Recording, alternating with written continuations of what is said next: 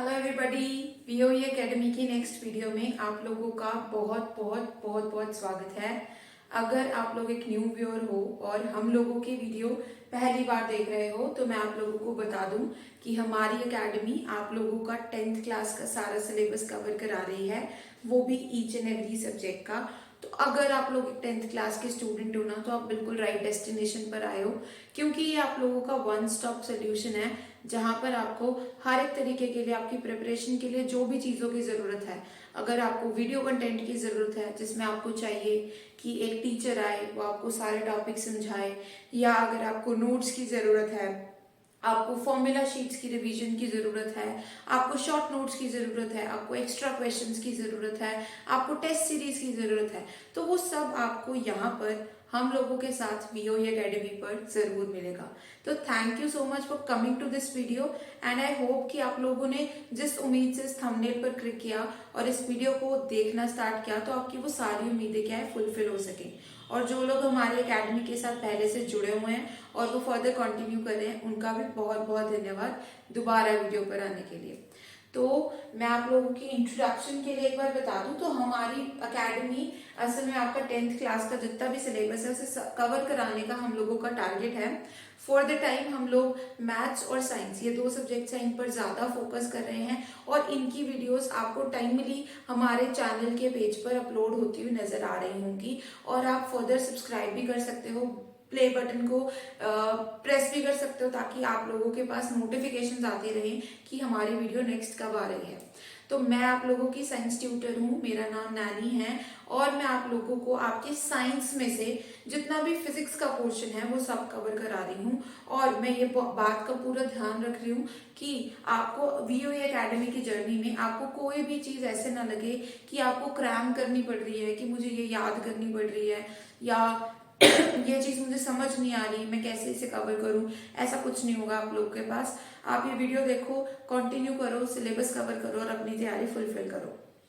तो मैं बता दूं कि अब तक की जर्नी में हम कितना कवर कर चुके हैं। हम इलेक्ट्रिसिटी का चैप्टर पूरा कर चुके हैं, लाइट का चैप्टर अब हमारा 95% कंप्लीट हो चुका है, कुछ 5% ही बचा है जो आगे आने वाली मुझे लगता है 3 से 4 वीडियोस के अंदर बहुत आराम से और बहुत ही जल्दी कंप्लीट हो जाएगा। तो अब हम उसके ऊपर अपने नेक्स्ट चैप्टर के ऊपर फिर उसके बाद आगे बढ़ेंगे। तो अगर आप लोगों ने फर्स्ट टाइम ये वीडियो देखी है तो आप लोग हमारे चैनल के पेज पे जा सकते हो, वहां पर प्लेलिस्ट बनी हुई है और अगर आप फिजिक्स का पोर्शन कवर करना चाहते हो तो वहां पे प्लेलिस्ट है फिजिक्स बाय नैनी मैम, आप उस पर क्लिक कर सकते हो और अपने फिजिक्स का जितना भी पोर्शन है उसे बहुत जल्दी जल्दी जल्दी कंप्लीट कर सकते हो। ओके, तो वो सब कुछ चीजें, ये सब कुछ करने के बाद आप अब हम क्या है कंटिन्यू करते हैं हमारे टॉपिक के साथ। हमने टॉपिक क्या करना था और हमारा आज का जो कंटेंट है वो क्या रहेगा। तो अब तक हमने image formation by convex lens जो थी उसे कंप्लीटली कवर कर लिया था। Image formation by convex lens के 6 केसेस बनते हैं, तो हमने वो 6 के 6 केसेस क्या हैं अपनी वीडियो के अंदर कवर कर चुके हैं। कुछ 3 से 4 वीडियोस के अंदर मैंने आप लोगों को वो सारे के सारे इमेज फॉर्मेशन के केसेस स्टेप बाय स्टेप कि आपको इमेज फॉर्मेशन कैसे बनानी है, ऑब्जेक्ट को कहाँ रखना है, इमेज कहाँ पर बनेगी, वो सब मैं आपको करके दिखा चुकी हूँ। अब क्या है, हम आगे बढ़ने से पहले क्या है उस जो भी हमने अब तक कन्वेक्स लेंस के बारे में पढ़ा है उसका एक टेबुलर फॉर्म में हमें अरेंज करके देख लेते हैं, ताकि आप लोगों को, क्योंकि क्या इमेज फॉर्मेशन को आपको याद करना भी बहुत जरूरी है कि कहाँ पर ऑब्जेक्ट रखने पर कहाँ पे इमेज बनी है, क्योंकि इसके रिलेटेड भी आपको क्वेश्चन आ सकते हैं। फर्दर अगर ये चीजें आपको याद होंगी तो आपको न्यूमेरिकल करने बहुत ईजी हो जाएंगे।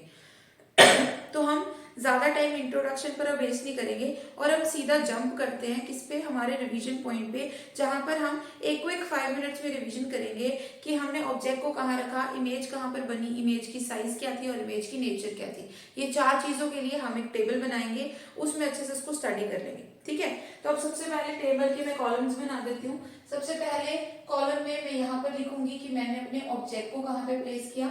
अगले कॉलम में हम लिखेंगे कि हमारी इमेज कैसी बनी, कहाँ बनी, सॉरी। फिर अगले कॉलम में हमारे पास आएगा साइज और फोर्थ कॉलम में हमारे पास आएगा नेचर। मैं तो आप लोगों को ये भी सजेस्ट करूंगी कि अगर आप लोगों ने पहली वीडियो देख ली है तो आप लोग एक बार इसको पॉज कर लो, ठीक है। और यहीं से इसको वीडियो को पॉज करने के बाद ये जो सारा टेबल है ना, इसे आप खुद बनाने की कोशिश करो।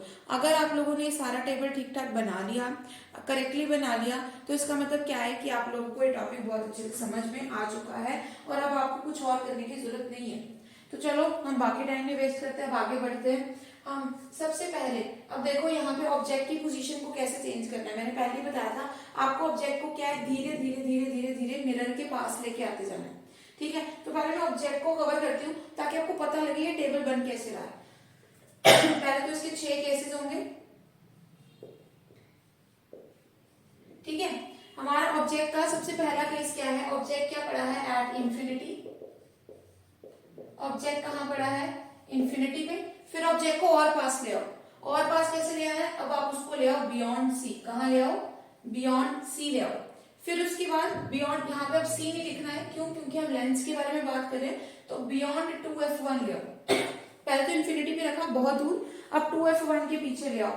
फिर उसके बाद यहाँ पर हमने कहा लेके आना है, हम ऑब्जेक्ट को लेके आएंगे एट। हम ऑब्जेक्ट को अब 2f1 के ऊपर ले आएंगे। पहले बहुत दूर पड़ा था, फिर 2f1 के पीछे ले आए, फिर 2f1 के ऊपर रख दिया। फिर उसके बाद कहाँ रखेंगे, बिटवीन 2f1 एंड f1, इन दोनों जगह के बीच में रख देते हैं। फिर उसके बाद हम रखेंगे एट f1, फोकस के ऊपर रख देंगे। फिर उसके बाद अगले केस में हम कहाँ रखेंगे, between f1 and o, f1 और ऑप्टिकल सेंटर। अब आपको पता लगे ये 6 केसेस मैंने किस बेसिस पे बनाए थे। मैं क्या कर रही हूँ, ऑब्जेक्ट की पोजीशन धीरे धीरे चेंज कर रही हूँ, और ऑब्जेक्ट की पोजीशन किस तरीके से चेंज हो रही है। देखो आप लोगों को यहाँ पे ध्यान रखना है, ऑब्जेक्ट की पोजीशन में किस तरीके से चेंज कर रही हूँ। ऑब्जेक्ट की पोजीशन में धीरे धीरे धीरे धीरे ऑब्जेक्ट को कहाँ लेके आ रही हूँ, अपने लेंस के पास लेके आते चली जा रही हूँ, और मेरा फॉर्मेट कुछ इस तरीके से बन रहा है। फिर उसके बाद हम देखते हैं कि ऑब्जेक्ट को इन पोजीशंस पर रखने के बाद हमारी इमेजेस किस किस पोजीशन पर बन रही है। अगर वो चीज हमने देख ली तो हमारा आधे से ज्यादा टेबल का काम खत्म हो जाएगा। अब सबसे पहले जब ऑब्जेक्ट क्या पड़ा हो, इंफिनिटी पे, ऑब्जेक्ट कहाँ पड़ा हो, इंफिनिटी पे। इंफिनिटी का मतलब बहुत दूर पड़ा हो, तो इमेज कहाँ बनती है, तो इमेज बनती है रजी एट फोकस। कहाँ बनती है, फोकस पे बनती है। और ये फोकस कौन सा होता है, f2 वाला फोकस होता है। कौन सा वाला, f2 वाला, क्योंकि आपको पता है ना रेज आ रही है तो वो रिफ्लेक्ट होने के बाद लेंस के दूसरी तरफ चली जाएंगी, तो वो उस फोकस पे, दूसरे वाले फोकस पे आप लोगों की इमेज मिलेगी। फिर अब क्या है, हम इसको ना पैटर्न वाइज हम देखेंगे। इस टेबल को देखो, जनरली कोई टीचर होगा ना तो क्या करेगा, आप लोगों को पैटर्न वाइज वैसे टेबल बना के दिखा देगा। तो पैटर्न वाइज टेबल बनाने का कोई फायदा नहीं है, क्योंकि क्या है, ये पैटर्न वाइज टेबल तो आप इंटरनेट पे सर्च करो, image formation by convex lens, आपको 36 मिल जाएंगे वहां पे टेबल बना हुआ है। तो बात तो ये है ना कि आप लोगों को याद हो जाए, वो समझ में आ जाए। तो हम क्या करेंगे, इसको इस तरीके से करेंगे कि हमें याद भी हो जाए। अब देखो सबसे पहले आपने ऑब्जेक्ट को कहाँ रखा, इंफिनिटी पे, इमेज कहाँ बनी, फोकस पे। अब इसका बिल्कुल उल्टा केस भी होता है रजे, क्या, अब हम ऑब्जेक्ट को कहाँ रख देते हैं, फोकस पे, इमेज कहाँ बन जाएगी, इंफिनिटी पे। समझ लो यहाँ पर ना केसेस पता कैसे हैं, यहाँ पे केसेस ऐसे हैं कि वो एक दूसरे के उल्टे बन रहे हैं। तो आप लोगों को इतना ज्यादा दिमाग लगाने की जरूरत नहीं है उनको याद रखने के लिए, बस एक छोटी सी ट्रिक देख लो और ये जो आपका पूरा का पूरा डायग्राम है ना, आप चुटकियों में बहुत आराम से बना लोगे। तो क्या करना है, आपने ऑब्जेक्ट को क्या रखा, इंफिनिटी पे, इमेज कहाँ बन गई, फोकस पे। फिर ऑब्जेक्ट को रख दो फोकस पे, इमेज कहाँ बन जाएगी, इंफिनिटी पे। कहाँ बन जाएगी, एट इंफिनिटी। कहाँ बन जाएगी इमेज, इंफिनिटी पे बन जाएगी। फिर उसके बाद और भी सिंपल केस है। उसके बाद अगला सिंपल केस क्या है, हमने अपने ऑब्जेक्ट को कहाँ रखा, बियॉन्ड 2f1। कहाँ रखा हमने अपने ऑब्जेक्ट को, बियॉन्ड 2f1। अब जरा कोई मुझे जल्दी से बताए कि यहाँ पे कमेंट में बताओ कि अगर हमने अपने ऑब्जेक्ट को कहाँ रखा, 2f1 के पीछे रखा, तो हमारी इमेज कहाँ बनेगी। हमने अपने ऑब्जेक्ट को रजे 2f1 से पीछे रखा है, तो हमारी इमेज कहाँ बनेगी। ये रजे बिल्कुल सिंपल है, बियॉन्ड 2f1 रखोगे तो इमेज बनेगी बिटवीन f2 एंड 2f2। कहां बनेगी हमारी इमेज, f2 एंड 2f2 के बीच में आप लोगों की इमेज बन जाएगी। कहां बनेगी, f2 और 2f2 के बीच में आपकी इमेज बनेगी।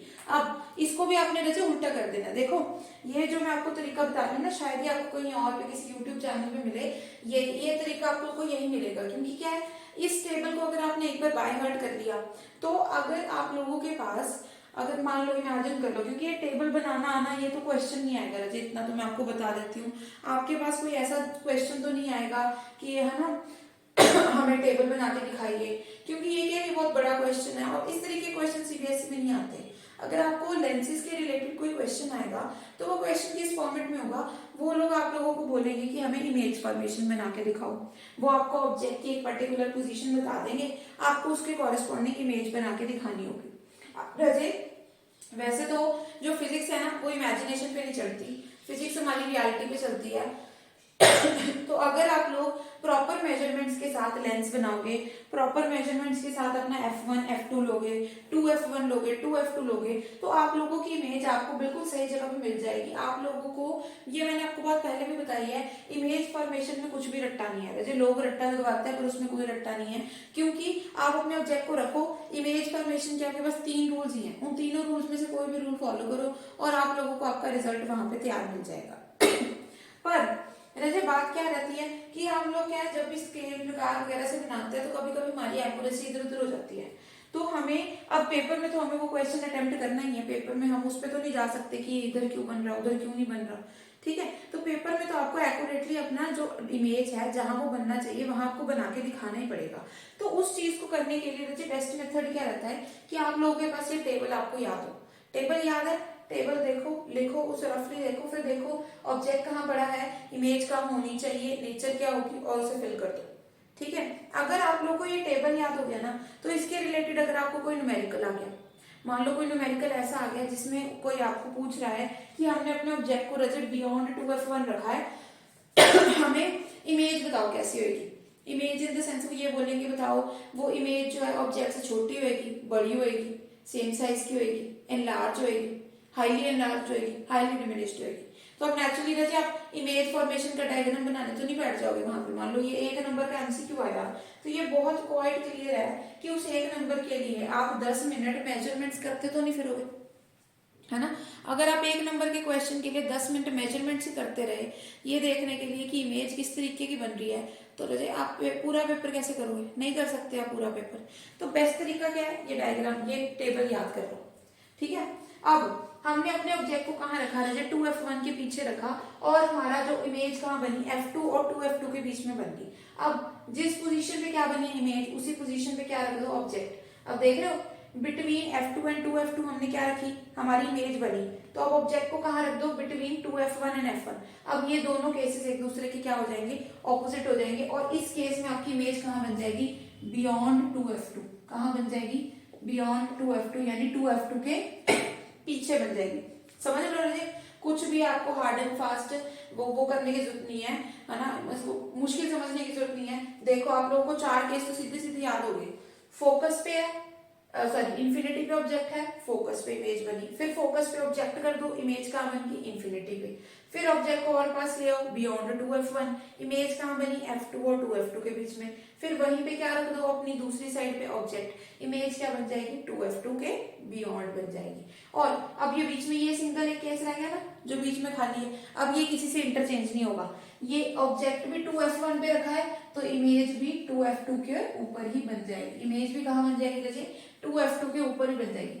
अब आपको क्या ये डायग्राम काफी सिंपल लग रहे हैं, क्या अब आपको ऐसा लग रहा है कि रजे इसमें हमें कुछ हार्ड एंड फास्ट कुछ याद करने की जरूरत नहीं पड़ रही। डायग्राम मतलब ये टेबल सिंपल लगना शुरू हुआ कि नहीं, आपको इतना इतना देख लो कि अब ये डायग्राम आप लोगों को सिंपल लग रहा है कि नहीं लग रहा, बहुत लग रहा होगा रजे। अब एक ये वाला केस है जो आपको थोड़ा सा याद करना पड़ेगा, यहाँ पे बिटवीन f1 एंड o मतलब ऑप्टिकल सेंटर आपने रखा है, तो यहाँ पे इमेज आपकी बनती है रजे बियॉन्ड 2f1, बियॉन्ड 2f1, और यहाँ पे नोट करना f1 है, ये जो लास्ट केस में आपकी इमेज बनेगी ना रजे, ये इमेज बनेगी वर्चुअल। लास्ट केस में जो आपकी इमेज बनेगी वो कैसे बनेगी, वर्चुअल बनेगी। तो ये लास्ट केस को जैसे हम मेटल नॉन मेटल का अगर आपका कोई चैप्टर आ गया है ना तो उसमें आप क्या याद करते हो, एक्सेप्शंस याद करते हो ना, कि जैसे ग्रेफाइट है, ग्रेफाइट के आप एक्सेप्शंस याद कर लेते हो, नॉन मेटल है बट फिर भी इलेक्ट्रिसिटी को कंडक्ट करता है, ठीक है। तो आप क्या है ग्रेफाइट को ये याद करना मुश्किल तो नहीं लगता ना, क्योंकि आप इसे कैसे याद करते हो, एक एक्सेप्शन बना के उसको उस फॉर्म में याद कर लेते हो। उसी तरीके से लास्ट केस को भी क्या समझो, एक एक्सेप्शन समझो और उसे उस तरीके से याद कर लो। फिर उसके बाद ऑब्जेक्ट इंफिनिटी पे इमेज कहाँ बना, F2 पे बन गया। अब नेचर की बात आपको मैं बता दूं, अब नेचर में आप लोगों को मैं बता दूं कि जो ये आपके पहले 5 केसेस है ना रजे, जो आप लोगों के ये पहले 5 केसेस है ना, इन 5 केसेस के अंदर आपकी इमेज कैसी बनेगी, रियल बनेगी। जो आपके इमेज फॉर्मेशन के पहले 5 केसेस है ना, तो हर एक 5 केस में आपकी इमेज कैसे बनेगी, आपकी इमेज रियल इमेज ही बनेगी। ठीक है, समझ लो। तो आपकी नेचर ऑफ द इमेज में यहां पर इमेज कैसी बनेगी, रियल एंड इन्वर्टेड। यहां पर भी इमेज कैसी बनेगी, रियल एंड इन्वर्टेड। तीसरे केस में भी रियल एंड इन्वर्टेड, फिर भी फोर्थ में भी real and inverted. Similarly, in fifth case it will also be real and inverted. समझ लो, पहले 5 केसेस में आप लोगों की इमेज की नेचर कैसी होगी, रियल होगी और इन्वर्टेड होगी। जब मैंने आपको ये बोल दिया, जब मैंने आपको क्लियर कट ये बोल दिया कि आपकी इमेज की नेचर पहले 5 केसेस में रियल एंड इन्वर्टेड बनेगी, तो इसका मतलब क्वाइट क्लियर है कि 6th केस में इससे डिफरेंट होगा। 6th केस में क्या होगा, इससे डिफरेंट। तो अब इमेज अगर रियल नहीं बनी तो कैसी बनेगी बताओ रजे। अब मैंने आपको इतना बोल दिया पहले 5 केसेस में रियल एंड इन्वर्टेड बनेगी, इसका मतलब ये तो बहुत क्लियर है ना कि जो आपका 6th केस है उसमें इमेज कुछ डिफरेंट बनेगी। कैसी बनेगी, रियल की उल्टी। अब इमेज रियल नहीं बनी तो कैसी बनेगी, वर्चुअल। यानी आपके 6th केस में आपकी इमेज कैसी होगी, वर्चुअल। और वर्चुअल इमेज हमेशा कैसी होती है, बताओ भाई कैसी होती है हमारी वर्चुअल इमेज। वर्चुअल इमेज हमेशा वर्चुअल होती है और सॉरी इरेक्ट होती है। वर्चुअल इमेज कैसी होती है, एक तो हमारे जो लेंस है उसकी सेम साइड पे बन जाती है ऑब्जेक्ट के, और अगली चीज क्या है, वर्चुअल इमेज हमेशा इरेक्ट बनती है। इरेक्ट का मतलब क्या बनती है, सीधा बनती है। फिर उसके बाद हमारा जो अगला केस है उसमें अब हमें देखना है कि ये साइज कैसा है। जो हमारा अगला केस है उसमें हमें ये चेक करना है कि ये इसमें हमारा साइज कैसा होगा। तो साइज का वजह बहुत ही सिंपल सा मैटर है। साइज में आपको क्या करना है, साइज आपको जैसे हमने ऑब्जेक्ट को, अपना ऑब्जेक्ट की मैंने यहाँ पे 6 पोजीशंस लिखी थी, तो इसका मैंने आपको कोई रट्टा तो नहीं लगाया, मैंने आपको सिंपल बोला क्या करो, ऑब्जेक्ट को धीरे धीरे किसके है, लेंस के पास लेके चले जाते रहो।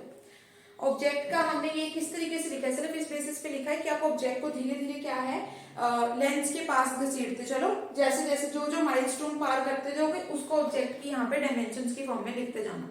अब जो साइज है वो भी कुछ इस तरीके से सिमिलर ही बनेगा। साइज आपको कैसे करना है, साइज आपको सबसे पहले शुरू करना है बहुत छोटी इमेज से।